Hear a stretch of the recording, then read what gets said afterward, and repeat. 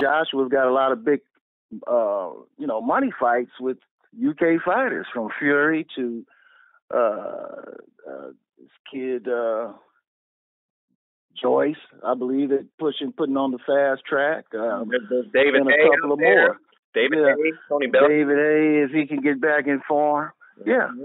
So he's got a lot of domestic fights that, pay him well.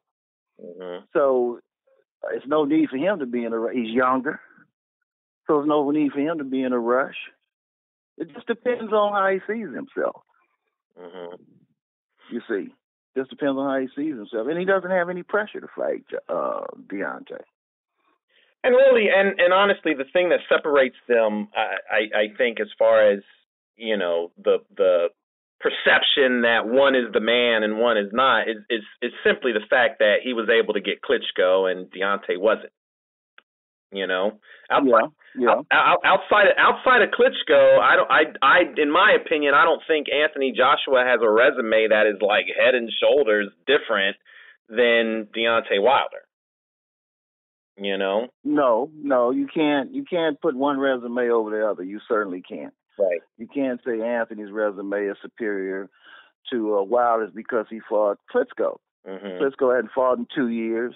He's 40 years old. He had just lost decisively to Fury. Mm-hmm. And, but the way the fight turned out is, they were able to elevate Anthony higher because it wasn't so much what he did to win the fight.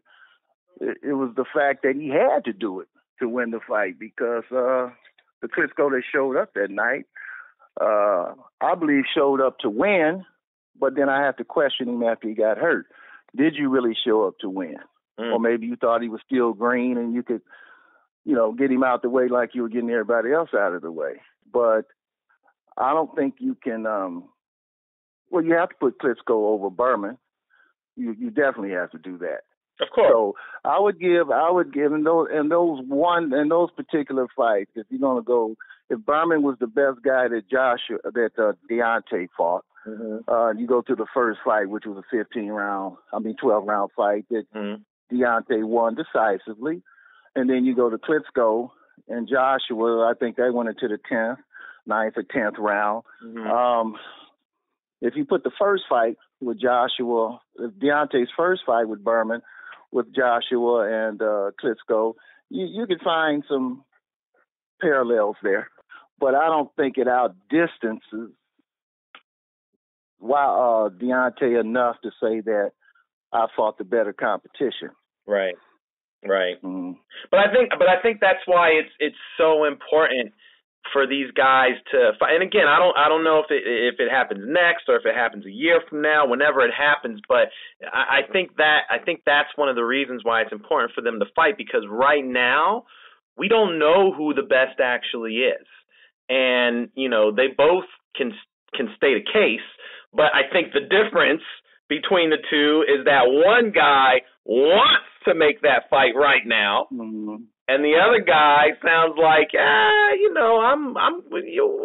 we may fight next year. We're gonna fight, but it doesn't necessarily have to be that. Mm-hmm. And you can't overlook Parker. True. I mean, you can't judge performances. His last performance with Fury. I